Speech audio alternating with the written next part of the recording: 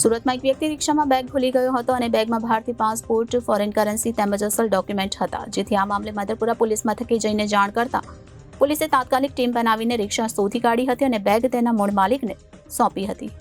મળતી માહિતી મુજબ રાજસ્થાન પાલીનો વતની નરપત રામલાલ મેવાડા વતન જવા માટે ઓટો રિક્ષામાં બેસીને સુરત અને આસપાસ ગોડાદરા ખાતેથી સુરત રેલવે સ્ટેશન આવવા નીકળ્યો હતો. સુરત રેલવે સ્ટેશન પહોંચી ઓટો રિક્ષામાંથી ઉતરી ગયો હતો, પરંતુ થોડા સમય બાદ પોતાની એક બેગ રિક્ષામાં ભૂલી ગયો હોવાની જાણ થઈ હતી.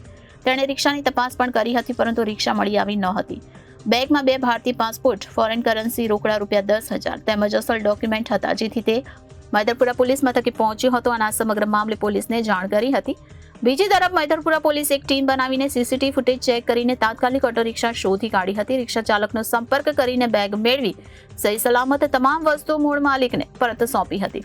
આમ સુરતમાં એક વ્યક્તિ રિક્ષામાં બેગ ભૂલી ગયો હતો અને બેગમાં ભારતીય પાસપોર્ટ, ફોરેન કરન્સી તેમજ અસલ ડોક્યુમેન્ટ હતા, જેથી આ મામલે મધરપુરા પોલીસ મથકે જઈને જાણ કરતા પોલીસે તાત્કાલિક ટીમ બનાવીને રિક્ષા શોધી કાઢી હતી અને બેગ તેના મૂળ માલિકને સોંપી હતી. Reporter Hitesh Prajapati, Janadesh news, Surat.